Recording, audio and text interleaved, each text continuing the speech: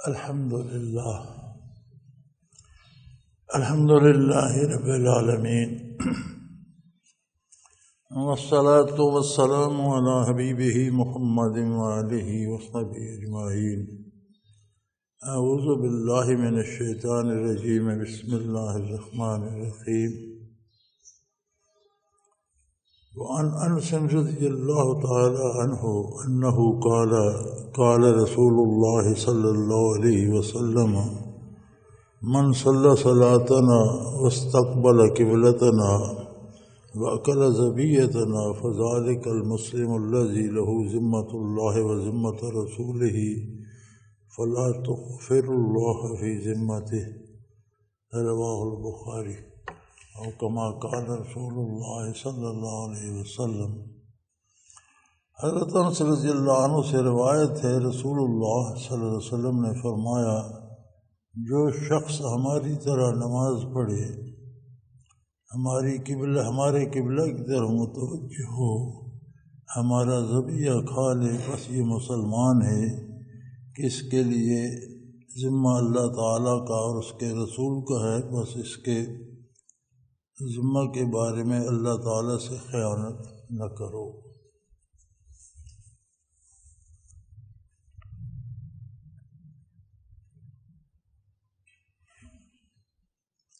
حضرت انس رضی اللہ تعالیٰ عنہ روایت کرتے ہیں کہ رسول اللہ صلی اللہ علیہ وسلم نے ارشاد فرمایا: من صلی صلاتنا، جو ہماری نماز پڑھے. اس میں تین باتیں حضور نے ارشاد فرمائی ہیں. نماز ہماری طرح ہماری نماز پڑھے، ہمارے قبلہ کی طرف رخ کرے اور ہمارا ذبیحہ کھائے. بعض شارحین حدیث نے یہ فرمایا ہے کہ شاید اس وقت دیگر فرائض کے احکام نازل نہ ہوئے ہوں، لیکن ایسا نہیں ہے. در حقیقت یہ تین بنیادی چیزیں تمام فرائض، عقائد اور اعمال کو شامل ہیں. من صلی صلاتنا، یعنی جو ہماری نماز پڑھے، جس طرح رسول اللہ صلی اللہ علیہ وسلم نے تعلیم فرمائی، جس طرح خود حضور ادا فرماتے تھے، اور اس میں جو عقیدہ بنیاد ہے اس نماز کی، توحید باری، آخرت، ملائکہ، ضروریات دین، ان سب پہ ایمان ہوگا تو نماز وہ پڑھے گا جو رسول اللہ صلی اللہ علیہ وسلم نے پڑھائی. پھر اس نماز میں اللہ تعالیٰ کی حمد و ثنا ہے، اس کی توحید کا تذکرہ ہے، تو گویا کسی طرح کے شرک کا امکان نہ رہا. عظمت الہی کا اور اس کی ربوبیت کا اقرار ہے. تو جب اس نے باوضو ہو کر، قبلہ روح ہو کر، تکبیر کہہ کر، کائنات سے کٹ کر اللہ کی ربوبیت کا اقرار کیا، الحمدللہ رب العالمین، کہ کائنات کا پالنہار وہ ایک ہے، تو پھر وہ غیر اللہ سے امیدیں کیوں وابستہ کرے؟ پھر فرمایا وہ ہمارے قبلہ کو قبلہ مانے. یہ تو نماز کی باطنی کیفیات ہیں. ظاہری جو نماز کے ارکان ہیں، لباس پاک ہو، وقت درست ہو، کوشش کرے باجماعت پڑھے، وضو صحیح ہو، رخ قبلہ کی طرف، اور قبلہ وہی ہو جو حضور اکرم صلی اللہ علیہ وسلم کا قبلہ ہے، یعنی بیت اللہ شریف. یوں تو نصارہ کے ہاں بھی عبادت ہے، یہود کے ہاں بھی ہے، اہل کتاب کے بھی ہے، لیکن قبلہ بھی الگ ہے. طرز عبادت بھی الگ ہے، عبادت کی عبارات اور جو الفاظ ہیں وہ بھی الگ ہیں۔ اگر کوئی اس نماز سے جو رسول اللہ صلی اللہ علیہ وسلم نے سکھائی اور جس طریقے اور سلیقے سے سکھائی اس سے اختلاف کرتا ہے تو اس پر اس کا اطلاق نہیں ہوگا۔ تو یہ ایک ہمہ گیر اس میں بات ہے جو عقائد و نظریات اور کیفیات باطنی کا بھی احاطہ کرتی ہے اور اعمال ظاہری کا، حرکات و سکنات کا بھی احاطہ کرتی ہے کہ ظاہراً رکوع سجود رخ قبلہ کی طرف بھی وہی ہو جو حضور کا قبلہ ہے، یعنی بیت اللہ شریف۔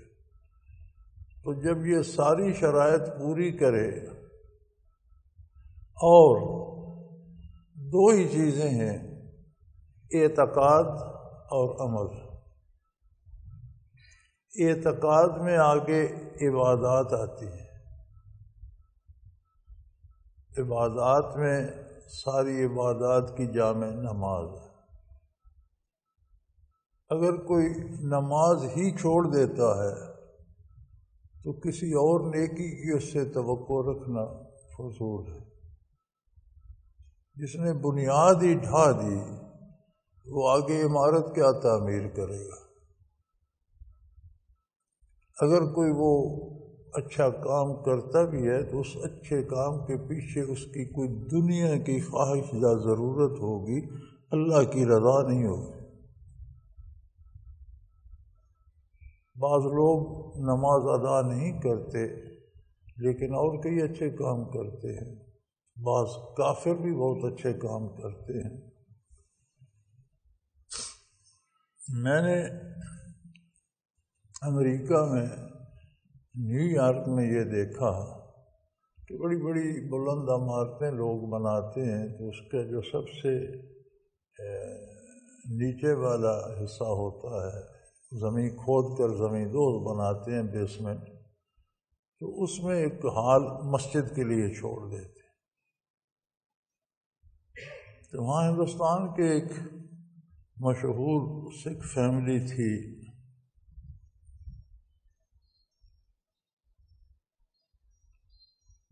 وزیر اعظم ہندوستان امریکہ جاتی تو اندرا گاندھی کا زمانہ تھا، وہ بھی ان سے ملتی، اتنی اہمیت ان کی تھی۔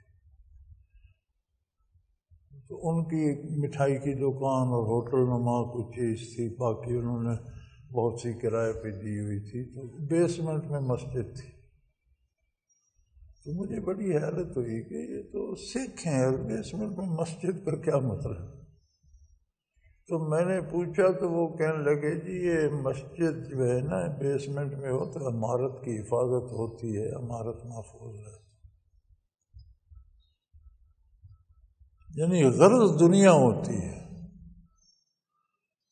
تو جو بندہ اطاعت الہی میں نماز جو فرض عین ہے ہر مسلمان پر، اس کی پرواہ نہیں کرتا، تو اگر وہ کوئی نیکی بھی کرتا ہے تو اس کے پیچھے کوئی دنیاوی مقصد ہوگا۔ تو کافر بھی نیکی تو کرتے ہیں، کوئی اسپتال بنا دیتا ہے، کوئی راستہ بنا دیتا ہے، اور نیکی کا کام کر جاتا ہے، تالاب بنا دیتا ہے، تو اس کے پیچھے خواہشات دنیا ہوتی ہیں، اور اللہ کریم نیکی ضائع نہیں فرماتے۔ جو دنیا کے لالچ میں کرتے ہیں انہیں دنیا بھی عطا کر دیتے ہیں، کچھ نہ کچھ دنیا سے دے دیتے ہیں، لیکن اس نیکی کا کوئی حاصل قیامت کو کچھ نہیں ہوگا، کیونکہ وہ آخرت کے لیے کی ہی نہیں ہے۔ آخرت پر یقین نماز کی ادائیگی پہ مجبور کر دیتا ہے۔ ہمارے معاشرے میں ہم دین پر نہیں رسومات پہ چلتے ہیں۔ رمضان شریف میں نمازیں پڑھنا، تراویح پڑھنا ایک رسم بن گئی ہے، ہر کوئی آ جاتا ہے چلو پڑھیں پڑھیں پڑھیں، رمضان گیا، نمازیں بھی گئی، تراویح بھی گئی، تو پھر یہ دین تو نہیں ہے۔ اگر چھوٹ گئی تو اس کا مطلب ہے یہ ایک رواج تھا، رسم تھی کہ رمضان میں پڑھنی ہے، تو رمضان میں پڑھی پھر چھوٹ گئی۔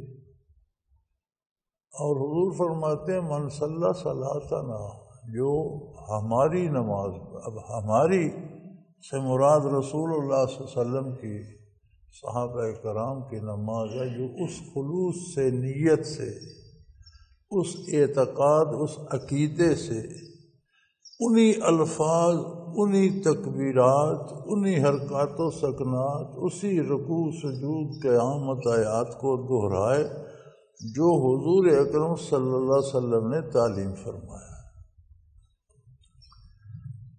تعلیمات نبوت اور کلام باری حضور اکرم صلی اللہ علیہ وسلم سے براہ راست صحابہ نے وصول کیا۔ صحابہ کرام وہ خوش نصیب لوگ تھے، میرا یہ عقیدہ ہے اور متقدمین علماء حق کا بھی یہ عقیدہ ہے، وہ فرماتے ہیں کہ حضور کی رفاقت کے لیے اللہ نے خاص طور پر لوگ پیدا کیے تھے، خاص لوگ تھے جنہیں یہ سعادت نصیب ہوئی۔ انہوں نے عقیدہ اور عمل حضور اکرم صلی اللہ علیہ وسلم سے سیکھا، پھر حضور صلی اللہ علیہ وسلم کے سامنے اس پر عمل کیا۔ حضور اکرم صلی اللہ علیہ وسلم نے تصدیق فرمائی کہ یہی مراد تھی، تم ٹھیک کر رہے ہو۔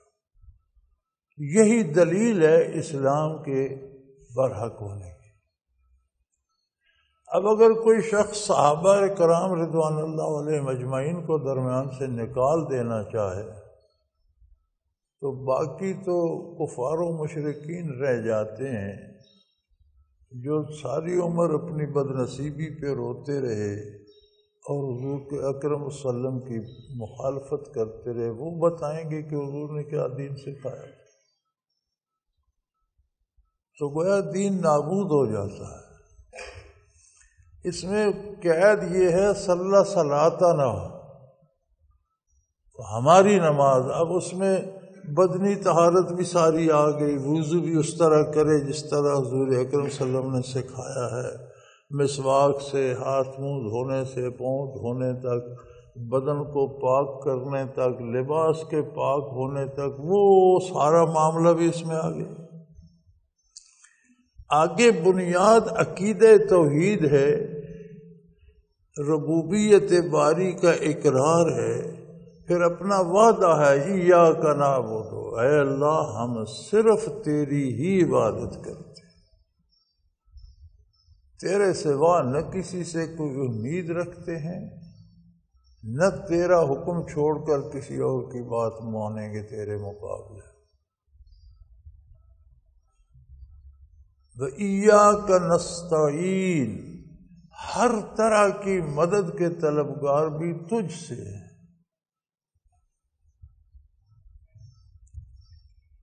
پھر آگے دعا بھی ہے کہ ہمیں اس راستے پہ چلا جو تیرے مقبول بندوں کا، اس سے ہمیں بچا لے جو گمراہ اور تباہ حال لوگوں کا تھا۔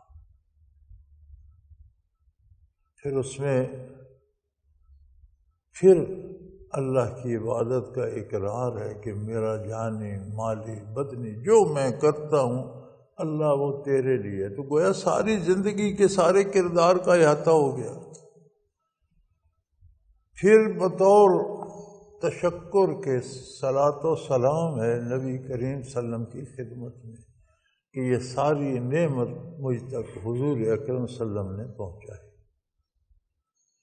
آگے پھر شہادت ہے توحید باری کی، رسالت آقا نامدار صلی اللہ علیہ وسلم کی، پھر درود شریف ہے، دعا ہے نزول رحمت کی، پھر اپنے لیے دعا ہے میرے حال پہ رحم فرما، میرے والدین پہ رحم فرما، دنیا و آخرت ہماری آسان کر دے۔ تو یہ ساری زندگی کے سارے امور ظاہری اور باطنی سب کا احاطہ کر لیتی ہے۔ آپ صلی اللہ علیہ وسلم کا یہ ارشاد کہ ہمارے قبلہ کی طرف منہ کر دو، ہمارے قبلہ کو قبلہ مانتا ہو، اس نے یہ تاکید بھی کر دی کہ نماز کے عقیدہ اور باطن کے اعتبار سے بھی وہ ہو، اور ظاہری جو حرکات و سکنہ وہ بھی ہماری طرح۔ اب باقی رہ جاتا ہے کھانا پینا، کمانا، خرچ کرنا، کھانا۔ فرمایا جو ہمارا ذبیحہ کھال ہے، جو حلال کھائے، جسے شریعت نے حلال قرار دیا ہے وہ کھائے، جسے شریعت نے حرام قرار دیا ہے وہ نہ کھائے۔ تو اس ایک دو لفظ جملے نے کہ ہمارا ذبیحہ کھائے، زندگی کا پورا نصاب ارشاد فرما دیا کہ حلال کمائے اور حلال کھائے، حرام کے قریب نہ جائے۔ تو جو یہ شرائط پوری کرے اس کا ذمہ اللہ کا ہے، اللہ کے رسول کے ذمہ کا مطلب ہوتا ہے وہ اللہ کی حفاظت میں ہے۔ یہ ریاست اسلامی میں کہتے ہیں نا کفار کو یہ ذمہ ہے، ذمہ سے یہی مراد ہوتا ہے کہ وہ ریاست اسلامی کی حفاظت میں، ان کی جان مال آبرو کی حفاظت ریاست اسلامی کی ذمہ داری ہے، اس لیے انہیں ذمہ کہتے ہیں۔ تو جو یہ کرے اس کا ذمہ اللہ کا اور اللہ کے رسول صلی اللہ علیہ وسلم کا ہے، یعنی وہ اللہ اور اللہ کے رسول صلی اللہ علیہ وسلم کی حفاظت میں ہے۔ ارشاد فرمایا کہ کوئی بھی یہ جرأت نہ کرے کہ اللہ کی حفاظت میں جو بندہ ہے وہ اللہ کے ساتھ، اس کے ساتھ اگر زیادتی کوئی کرے گا تو وہ اللہ کی اس ذمہ داری میں خیانت کا مرتکب ہو، یعنی وہ اتنا بڑا جرم ہے کہ وہ اللہ کریم کی حکم و دولی کر کے اللہ کی حفاظت میں خیانت کر رہا ہے۔ تو زندگی کا پورا فلسفہ اس چھوٹے سے جملے میں نبی کریم صلی اللہ علیہ وسلم نے سمو دیا۔ اللہ کریم ہمیں یہ شعور بخشے کہ ہم اس کی باریکیوں کو سمجھ سکیں، یہ توفیق بخشے کہ ہمیں ان پہ یقین آئے، یہ توفیق بخشے کہ ہم ان پر عمل کر سکیں، اور وہ کریم بطفیل نبی کریم صلی اللہ علیہ وسلم عمل کو قبول فرمائے۔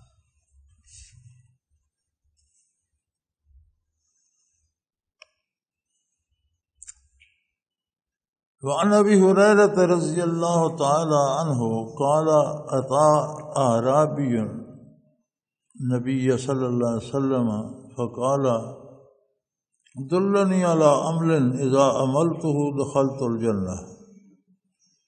حضرت ابو ہریرہ رضی اللہ تعالی عنہ روایت کرتے ہیں کہ رسول اللہ صلی اللہ علیہ وسلم کی خدمت عالی میں ایک اعرابی یعنی دیہاتی حاضر ہوا اور اس نے عرض کی یا رسول اللہ ایسا عمل تعلیم فرما دیجئے، ایسا کام بتا دیجئے جو میں کروں اور جنت میں داخل ہو جاؤں۔ مجھے کوئی ایسا کام ارشاد فرما دیجئے جو کام میں کروں اور میرا داخلہ جنت میں یقینی ہو جائے۔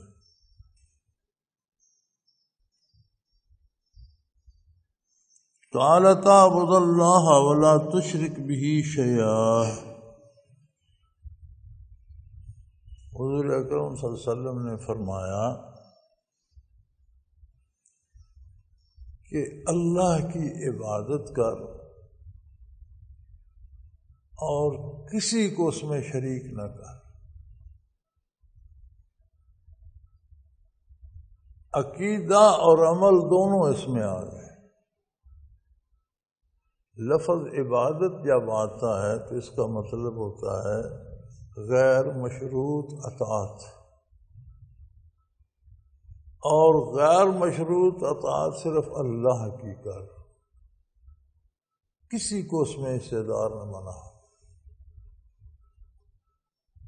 تو گویا سارا معاملہ عقیدے کا اس میں حل ہو گیا۔ پھر فرمایا وَتُقِيمُ الصَّلَاةَ الْمَكْتُوبَةَ، اور فرض نمازیں قائم کر ادا کر۔ غور فرمانا چاہیے ہمارے ان بھائیوں کو جو نماز کی پرواہ نہیں کرتے۔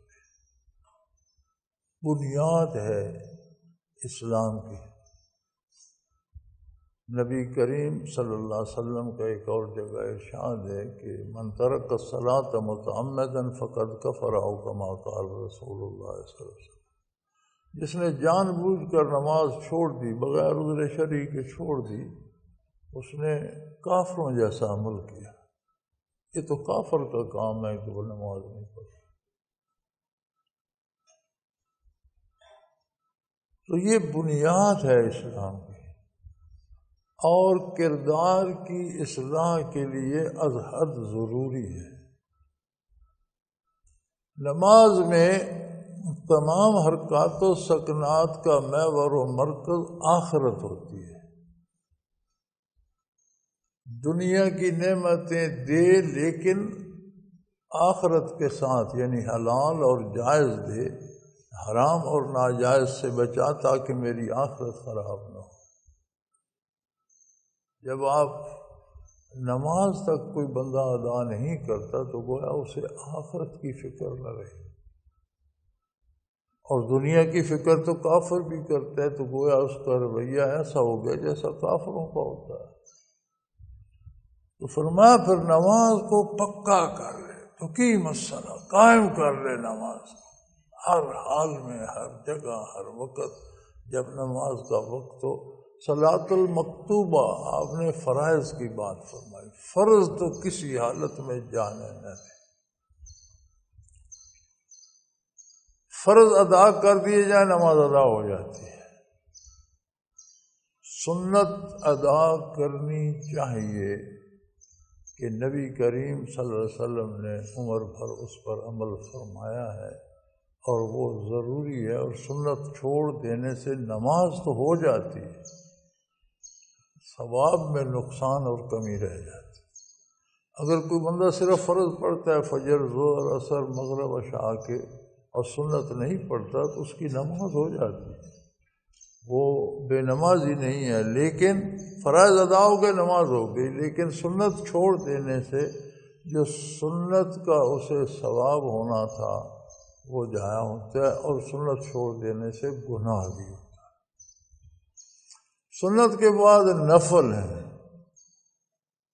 نفل پڑھے تو منافع ہے، مزید ثواب ہوتا ہے، نہ پڑھے تو نقصان نہیں ہوتا۔ نماز ادا ہو جاتی ہے، ثواب میں کمی نہیں آتی، لیکن سنت چھوٹ جانے سے ثواب میں کمی آ جاتی۔ لیکن اگر نفل بھی چھوڑ دے، سنت بھی چھوڑ دے، تو کسی حال میں فرض نہ چھوڑے۔ یہ حضور نے تلقین فرمائی ہے کہ تقوم صلاۃ المکتوبہ، فرائض کو کسی حال میں جانے نہ دے، یہ کم از کم ہے۔ تؤدی الزکوٰۃ المفروضہ، اور زکوٰۃ جو اس پر فرض ہو جائے وہ پوری دیانتداری سے ادا کرے، یعنی مالی معاملات میں بھی احکام الہی کو مد نظر رکھے۔ ہمارے ہاں تو اب یہ ہو گیا نا جی، رشوت لے لو، چوری کر لو، ڈاکہ کر لو، جو پیسہ ہے اس پہ زکوٰۃ بھی دے دو یا خیرات کر لو۔ یہ نہیں، جب یہ زکوٰۃ کیا ہے، ایک فلسفہ ہے کہ میرے پاس جو مال میری ضرورت سے زائد 1 سال پڑا رہا ہے، یہ سارا جو میں نے کھایا ہے، جو بچا، یہ سارا میرا نہیں، یہ مال اللہ کا ہے، اس نے مجھے دیا ہے، مجھے استعمال کی اجازت دی ہے، اسراف کی نہیں دی۔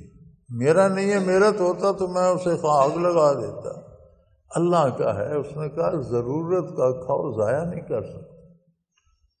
اب جو بچ گیا سال، اس کی ضرورت پیش نہیں، اس پہ 100 میں سے 2.5 روپے، 40 روپے میں سے 1 روپیہ اللہ کی راہ پہ دینا فرض ہو گیا، تاکہ تمہیں یہ یاد رہے کہ یہ میرا نہیں، اس کا ہے۔ اس نے 40 میں سے 39 تو پھر مجھے رکھ دے دیے کہ تم رکھو، استعمال کرو، کھاؤ پیو، لیکن ایک میرے نام پہ مستحقین کو دے دو، تاکہ تمہیں 100 میں سے 2.5 روپے دے دو، تاکہ میں یہ احساس رہے کہ یہ مال میرا نہیں۔ جب مال اللہ کا ہے تو اس میں چوری کا یا رشوت کا یا دھوکے کا یا حرام کا ملانے کی کوئی ضرورت ہے؟ جب اپنا ہے ہی نہیں، اپنا مال ہے ہی نہیں، تو پھر اس میں چوری زوری سے اضافہ کرنے کی کیا ضرورت ہے؟ تو گویا سارے مالی معاملات بھی اس میں آ گئے، عقائد و نظریات بھی آ گئے، اور روحانی بھی اور جسمانی بھی اطاعت و عبادات اور کیفیات بھی آ گئیں۔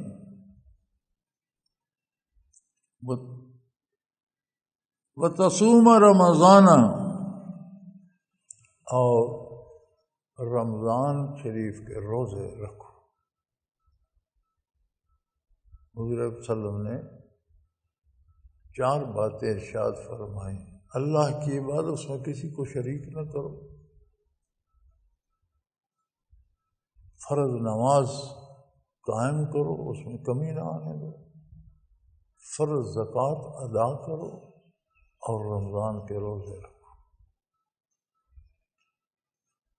اب رمضان کا روزہ کلی طور پر بندے کو یہ بتا دیتا ہے کہ نہ گھر تیرا ہے، نہ پانی تیرا ہے، نہ اناج تیرا ہے، نہ کھانا پینا تیرا ہے، نہ بیوی تیری ہے، نہ بچے، سب اللہ کا مال ہے۔ اس نے پانی پینے سے روک دیا، تو نہیں پی سکتا، جب اجازت دے گا پیے گا، تیرا نہیں ہے، اس کا ہے۔ اس نے کھانے سے روک دیا، تو نہیں کھا سکتا، جب اس نے سحری کی اجازت دی تھی تو نے کھا لیا، اس نے روک دیا، اب جب شام کو اجازت دے گا، افطار ہوگا تو کھائے گا، تیرا نہیں ہے۔ اسی طرح تمام چیزوں سے روک دیا تو پتہ چلا کہ یہ سب کچھ اس کا ہے، اس نے ہمیں دے رکھا ہے۔ اس اطاعت میں جو کیفیات روحانی ہیں، اوصاف ملوکیت حاصل ہوتے ہیں، فرشتوں جیسی صفات حاصل ہوتی ہیں، اور ان کے بدلے جو انوارات نصیب ہوتے ہیں اور اللہ کی رحمتیں نصیب ہوتی ہیں، وہ ایک الگ بحث ہے۔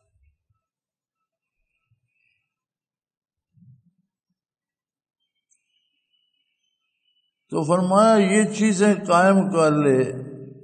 تو اس شخص نے عرض کی، قال والذی نفسی بیدہ لا ازید علی ھذہ شیئا ولا انقص منہا۔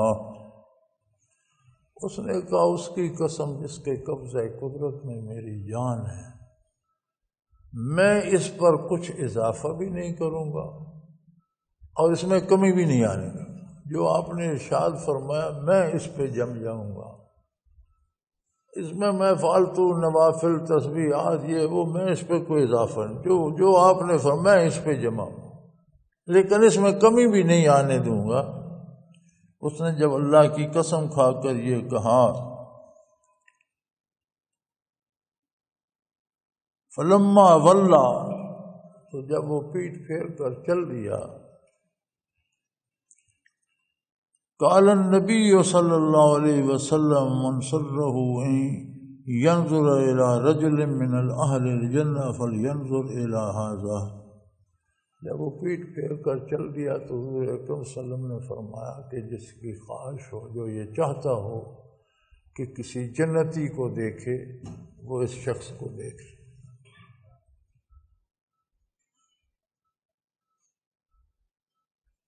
یعنی عقیدے، عمل، کردار، تعلق باللہ، اطاعت پیغمبر میں ساری حرکات و سکنات دین بن جاتی ہیں۔ اس لیے ارشاد ہے نا کہ مومن کی دنیا بھی دین ہے، کہ دنیا کا کام بھی وہ اللہ کے رسول کے حکم کے مطابق کرتے ہیں، تو وہ بھی دین ہے۔ دین کیا ہے؟ اللہ کے رسول کے حکم کا نام ہے۔ تو مومن دنیا کا کام بھی اللہ کے رسول کی اطاعت میں کرتا ہے، تو مومن کی دنیا، یہ جو ہمارے ہاں رواج ہے نا جی میں دنیا دار ہوں، مومن دنیا دار نہیں ہوتا، مومن دیندار ہوتا ہے۔ وہ خواہ دکاندار ہے، کاروباری ہے، کاشتکار ہے، مزدور ہے، ملازم ہے، سپاہی ہے یا افسر ہے، کلرک ہے یا دفتر کا انچارج ہے، بڑا افسر ہے یا چھوٹا ہے، وزیر ہے یا سفیر ہے، جب وہ مسلمان ہے الحمدللہ تو اپنے سارے دنیا کے کام اللہ کی اطاعت کے مطابق کرے گا تو وہ سارے کام عبادت بن جائیں۔ تو مومن دنیا دار نہیں ہوتا، دنیا داری کا تصور اسلام میں نہیں ہے۔ دنیا بھی مومن کی دین ہوتی ہے، اور کافر دیندار نہیں ہوتا، اس کا دین بھی دنیا ہے۔ یوں تو دین کے نام پر ہر قوم نے کچھ رسومات بنا رکھی ہیں، لیکن اگر سارے عالم کفر کا مطالعہ کیا جائے ان کے دین اور نظریات کا، تو ان کی ہر عبادت حصول دنیا کے لیے ہے۔ یہ بت اولاد دیتا ہے، یہ دیوی بارش برساتی ہے، یہ دیوتا دولت دیتا ہے، یہ بیماریاں ٹھیک کرتا ہے۔ اس میں آخرت کا کوئی تصور نہیں کہ روز حساب یہ ہماری شفاعت کرے گا، قیامت کو حساب اس کو ہم نے دینا ہے، آخرت میں ہمارا یہ، ایسا کوئی تصور ہے؟ ساری دنیا کی، تو اس لیے کافر کا دین بھی دنیا ہے، یعنی دین کے نام پر جو رسومات اختیار کر لی ہیں کافر نے، وہ بھی دنیا ہے۔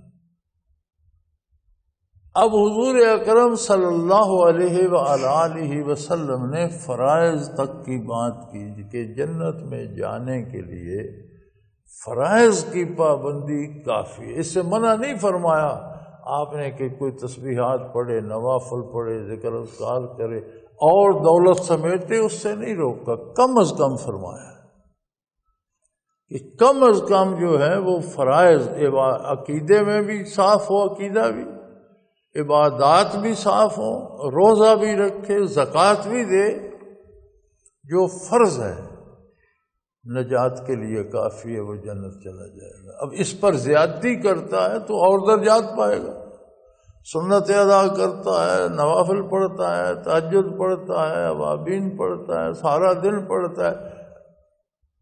محققین لکھتے ہیں کہ نبی علیہ الصلوۃ والسلام کی عادت مبارکہ تھی کہ جب بھی بیٹھے بیٹھے فرصت ملتی 2 رکعت نفل ادا فرما لیتے۔ تہجد پابندی سے حضور پر تہجد فرض تھی، وہ تو الگ بات ہے، لیکن عام دن بھر میں بھی جیسے فرصت پاتے 2 رکعت نفل پڑھتے۔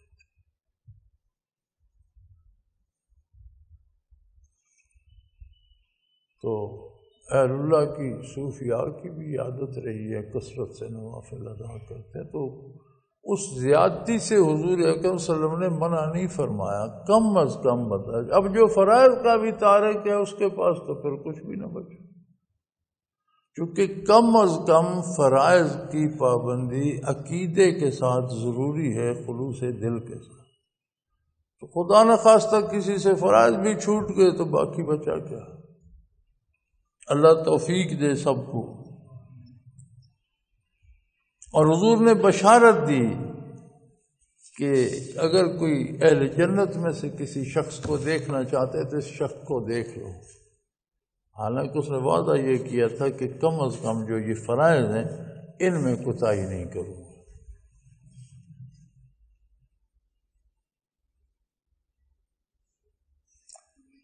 وعن سفیان بن عبد اللہ الثقفی قال قلت یا رسول اللہ قل لی فی الاسلام قولا لا اسأل عنہ احدا بعدک وفی روایت غیرک قال قل آمنت باللہ ثم استقم او کما قال رسول اللہ صلی اللہ علیہ وسلم، رواہ مسلم۔ یہ مسلم شریف کی حدیث ہے۔ حضرت سفیان بن عبداللہ الثقفی یہ طائف کے رہنے والے تھے، اور بہت بڑا بنو ثقیف بہت بڑا قبیلہ ہے، اس کے معزز افراد میں سے تھے، اور حضرت عمر رضی اللہ عنہ کے عہد خلافت میں طائف کے گورنر بھی رہے، دارالخلافہ کی طرف سے، بہت عظیم انسان تھے۔ وہ فرماتے ہیں میں نے عرض کی یا رسول اللہ صلی اللہ علیہ وسلم کیا خوش نصیب لوگ تھے،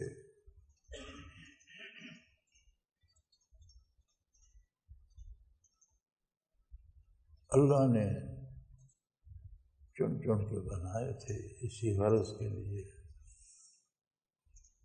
اور جو بوجھ ابتداء اسلام میں انہوں نے اٹھایا وہ انہی کا حوصلہ تھا،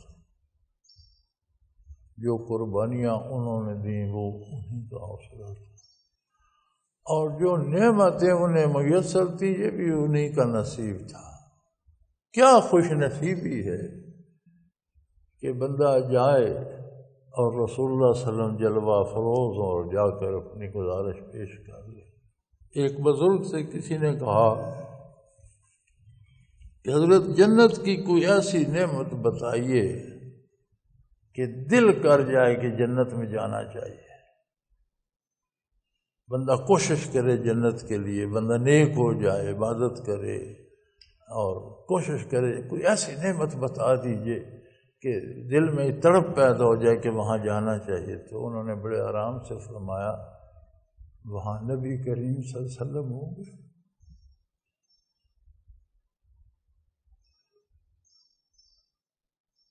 بہت بڑی نعمت یہ ہوگی کہ وہاں حضور جلوہ کرم ہوں گے، جنتی آپ کی خدمت میں آیا جایا کریں۔ یہ کیا لوگ تھے، انہیں اس عالم میں یہ جنت نصیب تھی، جنت کی یہ نعمت انہیں اس دار دنیا میں نصیب تھی۔ وہ فرماتے ہیں میں نے عرض کی یا رسول اللہ صلی اللہ علیہ وسلم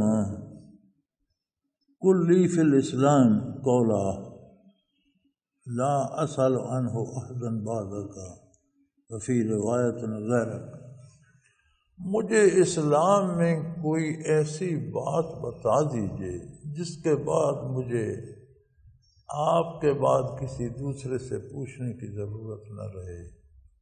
ایک روایت میں ہے کہ آپ کے علاوہ کسی اور سے پھر پوچھنا نہ پڑے۔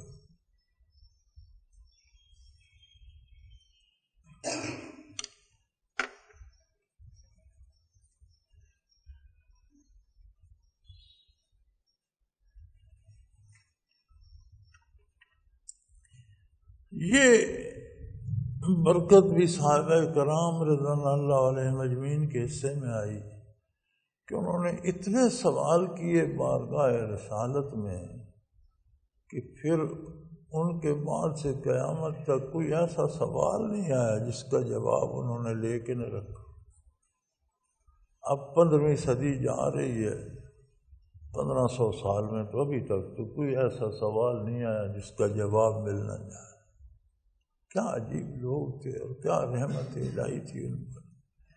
تو کہتے ہیں میں نے عرض کی یا رسول اللہ مجھے اسلام میں ایک ایسی بات بتا دیجئے جس کے بعد مجھے آپ کے بعد کسی سے پوچھنے کی ضرورت نہ پڑے، بس وہ میرے لیے عمر بھر کافی۔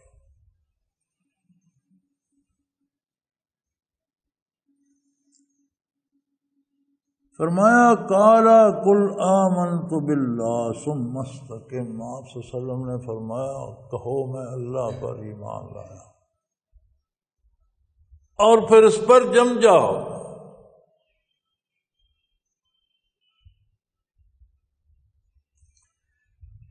اللہ کو مان لینا اور اس پر جم جانا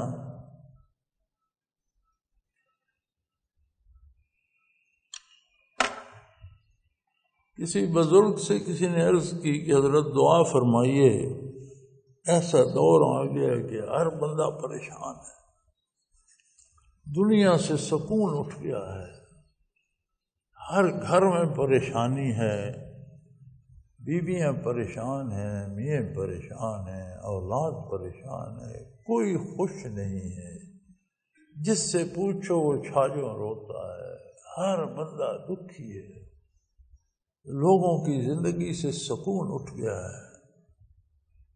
انہوں نے فرمایا بات تو معمولی ہے، کوئی بڑی بات نہیں ہے۔ حضرت بات معمولی ہے، ساری دنیا پریشان ہے اور آپ کہتے ہیں بات معمول. فرمایا چھوٹی سی بات ہے کیا؟ فرمایا یہ اللہ کے فیصلوں سے اختلاف کرتے ہیں اس لیے پریشان. یہ اللہ کو اللہ مان لیں پریشانی ختم. اللہ کو اللہ مان لینے سے مراد یہ ہے کہ میرا رب بھی وہی ہے، مالک بھی وہی ہے. صحت دی ہے تو اس کی عطا ہے، بیماری بھیج دی ہے تو اس کا فیصلہ ہے. امارت دے دی ہے تو اس کا انعام ہے، غربت اور مفت سے بھیج دی ہے تو اس کا فیصلہ ہے. فرمایا جو اللہ کی مان لیں، اللہ سے اختلاف نہ کریں تو پریشانی کس بات کی؟ ساری پریشانی ایک بات میں ہے کہ یہ اللہ کے فیصلوں کو تسلیم نہیں کرتے، اختلاف کرتے ہیں. تو ان کے اختلاف سے اللہ کے فیصلوں پہ تو اثر کو نہیں پڑتا، لہذا پریشانی نہیں کو ہونا پڑتا ہے، پریشان ہی رہیں گے. اور غالباً انہوں نے اسی حدیث کی تشریح کر دی جو حضور کا ارشاد ہے کہ کہو اللہ کو مان، اللہ پر ایمان لایا ہوں، فاستقم، پھر اس پر جم جا. اللہ کو ماننے کا مطلب یہ کہ کائنات اس کی ہے، کائنات کا مالک وہ ہے. مال، جان، اولاد، جائیداد، موٹر، گاڑی، امیری، غریبی، صحت، بیماری، نیک نامی یا بدنامی، جو بھی ہے سب اس کی طرف سے ہے. میرے لیے اگر میری بدنامی ہو رہی تو بدنامی ہی اس وقت ضروری ہوگی.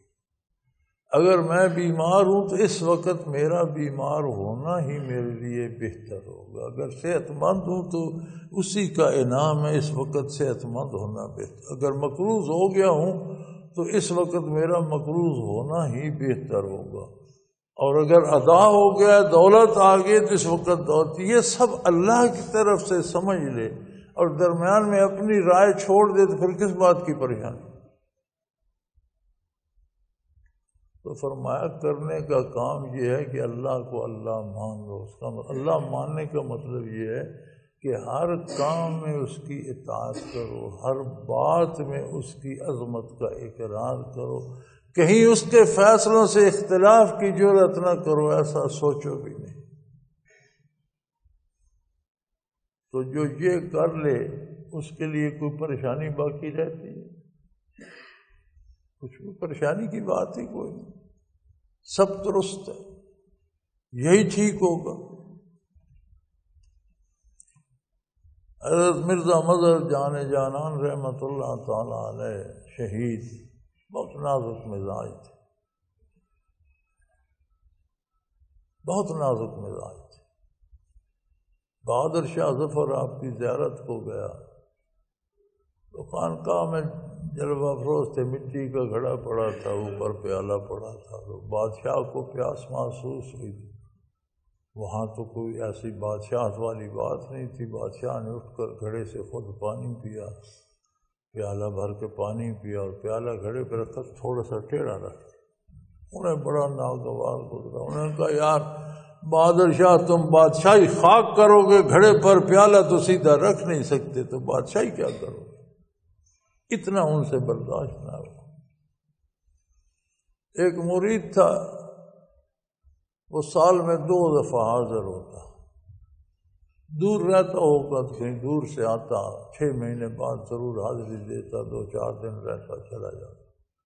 ایک دفعہ اس نے عرض کی حضرت میرے لیے کوئی حکم فرمائیے، میں آتا ہوں، بارگاہ میں رہتا ہوں، زیارت کرتا ہوں، ارشادات سنتا ہوں، سبق لیتا ہوں، چلا جاتا ہوں. کوئی مجھے آپ نے کبھی فرمائش نہیں کی. کوئی میرے لیے، میری خواہش ہے آپ کوئی فرمائش کریں اور میں وہ پوری کروں. کوئی مجھے چیز لانے کا کہیں، کوئی میرے ذمہ کام لگائیں. آپ فرمایا ٹھیک ہے یار تم آتے. اس نے کہا نہیں. جب اس نے مجبور کیا تو فرمایا اگر تم اچھا کرو نہ سال میں 1 دفعہ آیا.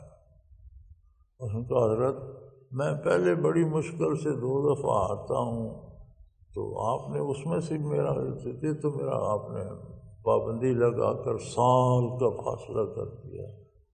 تو اس کی وجہ کیا ہے؟ فرمایا تم اتنا بے تحاشا کھاتے ہو کہ تمہیں کھاتا دیکھ کر میرا پیٹ خراب ہو جاتا ہے. تم چلے جاتے ہو میرا پیٹ کئی دن خراب رہتا ہے.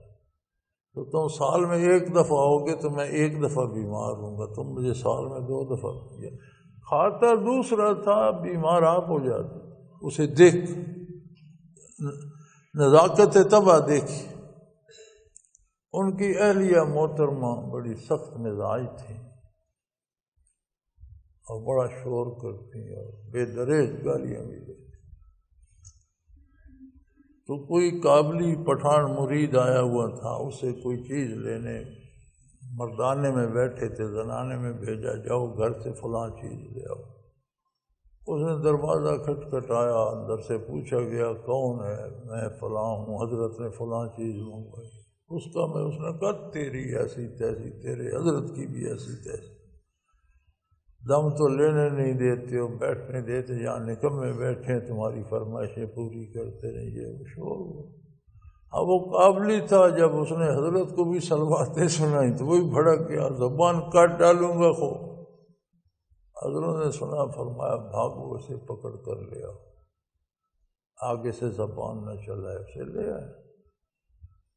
تو بعد میں کسی نے پوچھا کہ حضرت اتنے نازک مزاج ہیں اور اتنا شور شرابہ برداشت کرتے ہیں۔ فرمایا اللہ کی تقسیم ہے، شاید یہی میری ترقی درجات کا سبب ہو۔ اگر اللہ نے یہ بھیج دی ہے اور اس کا مزاج ایسا ہے تو یقیناً وہ کریم ہے، مجھے اس کی بھی ضرورت، میرے لیے یہ ضروری ہوگا، تب اس نے بھیجا۔ بات تو یہ ہے نا بھائی، اللہ کو ماننا تو یہ ہے کہ جو اللہ کی طرف سے آئے وہ بذا و رغبت اس پہ اللہ کا شکر کیا جائے ہوگا۔ ہم کہتے ہیں میٹھا میٹھا کھا لیں، کڑوا آ جائے تو پھر نہیں جی میں بڑا مشکل میں ہوں، میں بڑا نہیں۔ آپ نے فرمایا اللہ کو مان، آمنت باللہ، اللہ کو تسلیم کر، اللہ کو اللہ مان، فاستقم، پھر اس پہ ڈٹ جا، دنیا و آخرت کی فکروں سے آزاد۔ سبحان اللہ و بحمدہ، سبحان اللہ العظیم۔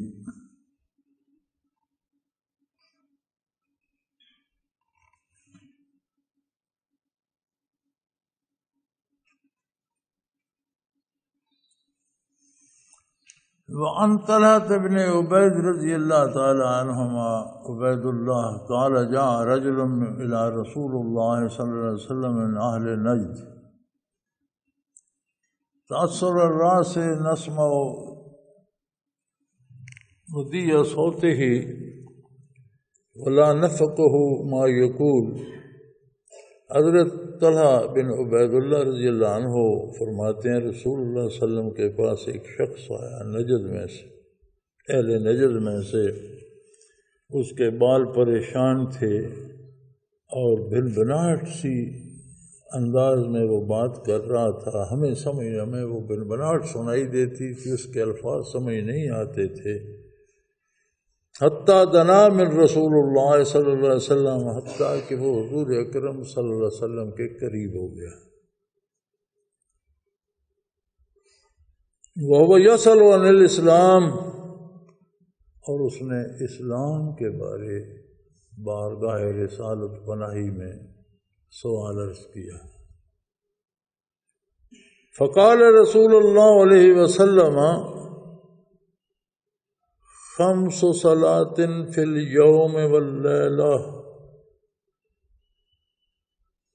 اس نے اسلام کے بارے پوچھا تو حضور اکرم صلی اللہ علیہ وسلم نے فرمایا دن اور رات میں 5 نمازیں۔ پہلی بات اسلام کی، اسلام میں داخلہ، مسلمان کی پہلی نشانی رات اور دن میں 5 نمازیں۔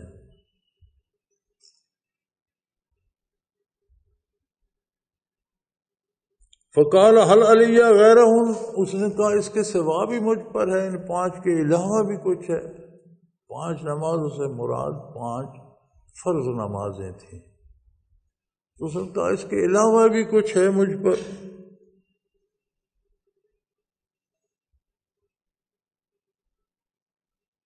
فقال لا الا ان تطوع،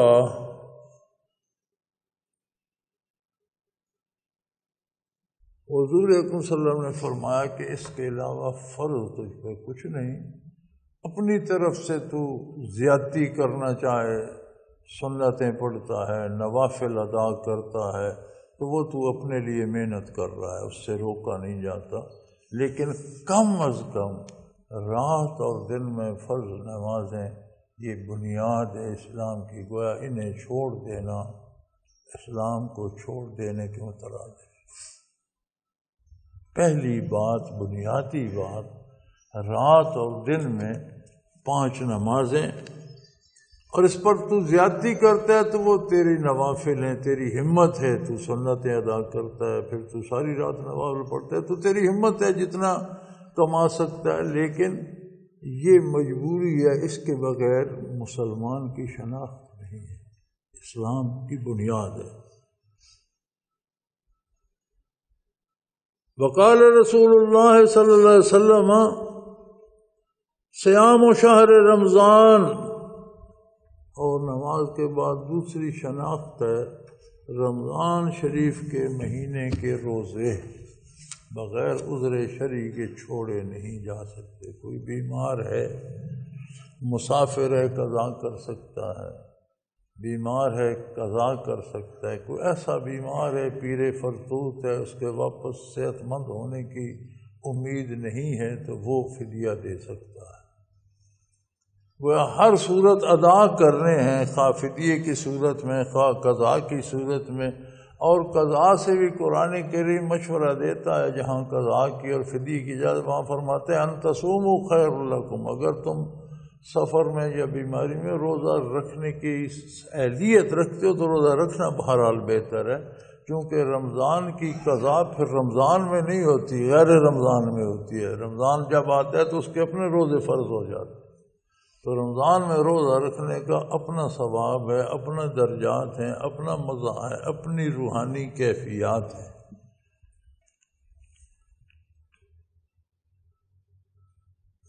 فقال هل علی غیرہ، اس نے کہا اس کے علاوہ بھی مجھ پر کچھ ہے؟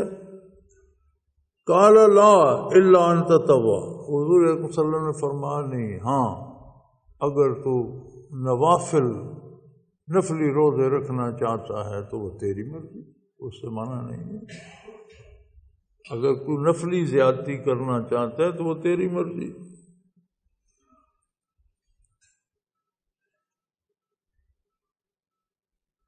قال وذکر له رسول اللہ صلی اللہ علیہ وسلم الزکوٰۃ، پھر حضور اکرم صلی اللہ علیہ وسلم نے اسے زکوٰۃ کا بیان فرمایا کہ پھر رمضان کے بعد مال پر زکوٰۃ فرض ہے۔